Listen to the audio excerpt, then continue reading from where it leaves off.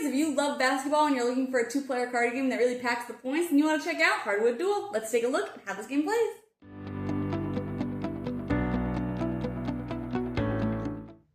In this game, players are going to try and build the best deck that they can for their basketball game here, which they're trying to score the most points by the end of the game. This is set up for the beginner pickup game, which is played over 10 rounds. The college game is also played over 10 rounds in 2 halves, and then the pro game is played over 20 turns in 4 quarters. The basic decks start out just with some starter cards here. If you play the college or pro, you can also add in some specialty cards where players have different character cards that they can add in, which all have different stats and things like that on them. After you determine first player, players will alternate playing their cards. So maybe I'll start off playing free throws, and then I would track my points here as long as my opponent doesn't have any reaction cards that they can play to stop me from getting those points. Although free throws is a special card where you cannot actually adjust the points on that. So I'm going to get my points, and maybe my opponent will play their free throw as well and track their points on here.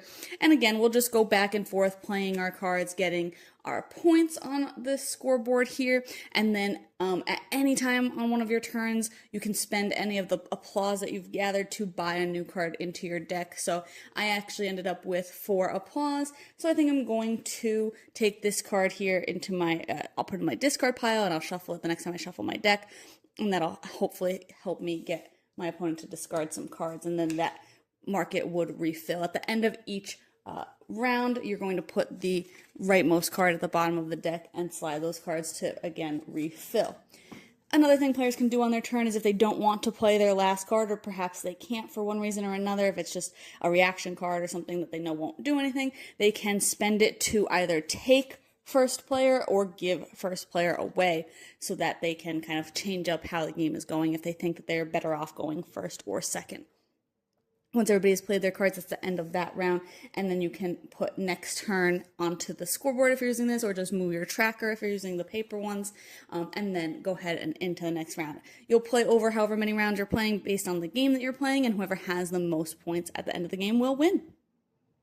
Overall, I thought this was a pretty solid deck builder for 2. I thought it was actually a really good beginner deck builder if you aren't as familiar with the mechanism, because everything is very straightforward in a great way. There's just points and there's applause to buy more cards, and there's a couple of abilities on the different cards that you can buy, but they're very straightforward, so it's really easy to kind of pick those up and not have to read a ton of text on cards. A lot of deck builders will have a ton of extra text for kind of minute keywords or things like that, so I thought that this was a really good introductory kind of deck builder if you're newer to the mechanism.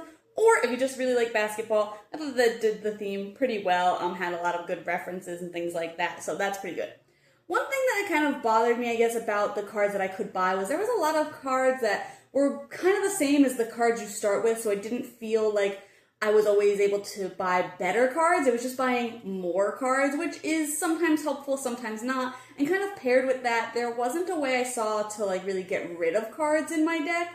To like maybe get rid of some of those weaker starting cards, or just cards that I decided, oh, I don't want this in my deck anymore because it's not helping me score enough points or block my opponent, anything like that. So I wish that there was a little bit more of that in the game, but again, it's a very streamlined card game, not a lot of reading. Turns are really, really snappy. I like that. I also thought it was unique that you're playing one card at a time and alternating, because I think in most deck builders, you're kind of drawing your hand, and whoever's first is playing their hand, and then the second player will play their whole hand. So I thought it was really unique that you were kind of going back and forth, kind of as though you were passing the ball back and forth. I thought it was a really interesting thing there. But again, overall, pretty streamlined, pretty simple, pretty approachable, so I did like that. So if you're looking for a 2-player deck builder, it's definitely worth checking out, especially, like I said, if you do like the theme. I think it's a fun theme. But you can check out my full thoughts on the blog today to decide if this one's for you.